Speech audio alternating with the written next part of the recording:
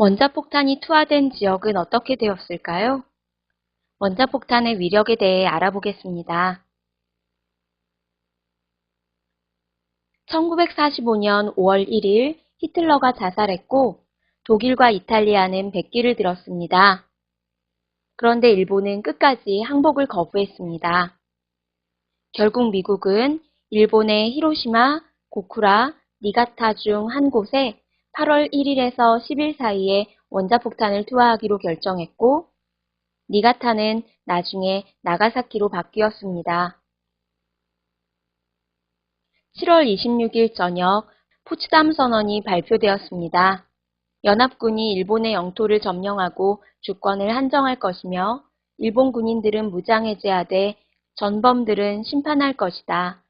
자유와 인권을 보장하고 연합군이 일본에서 철수한 후엔 새로운 정부가 수립될 것이다 등의 내용을 발표하고 무조건적인 항복을 요구했습니다.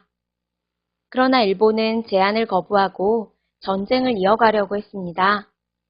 따라서 원자폭탄을 사용하겠다는 미국의 명분이 힘을 얻게 되었죠. 인디애나폴리스호에는 리틀보이라고 이름 붙여진 원자폭탄이 실려 있었습니다.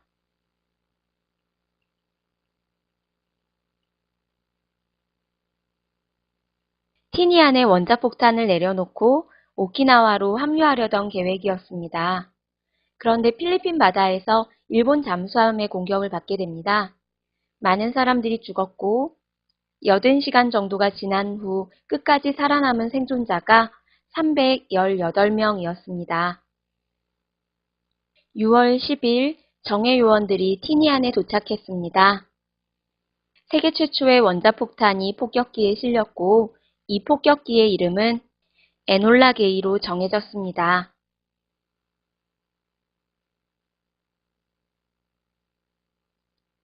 (1945년 8월 6일) 새벽 4톤짜리 폭탄을 실은 에놀라 게이가 이륙했습니다.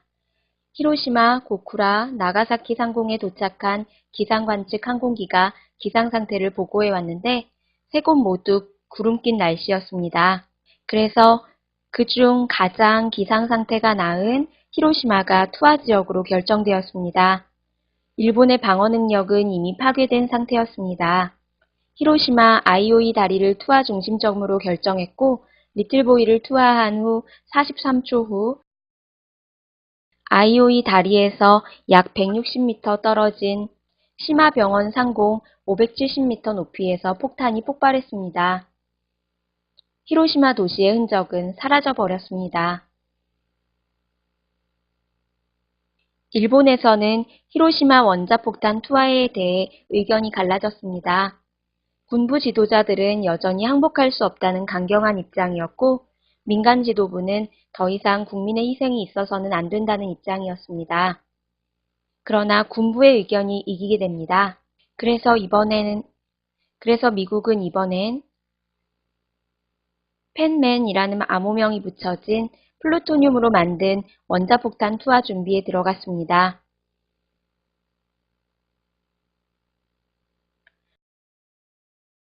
나가사키 상공에 원자폭탄이 투하되었습니다. 히로시마에서 20만 명, 나가사키에서 14만 명의 사상자가 생겼는데도 일본 군부는 항복하려고 하지 않았습니다. 히로히토 천황이 직접 항복 의사를 워싱턴에 전달했습니다. 그런데도 일본 군부의 강경 자세는 변함이 없었죠. 결국 천황은 직접 방송을 하려고 했지만 항복을 거부하는 반란도 일어났습니다. 그러나 반란은 이내 천황에 대한 충성심 앞에 무릎을 꿇고 주동자들이 모두 자살했습니다. 8월 15일 천황은 일본 국민에게 일본이 연합군의 항복 요구를 수용할 것임을 발표했습니다. 이로써 제2차 세계대전은 끝나게 됩니다.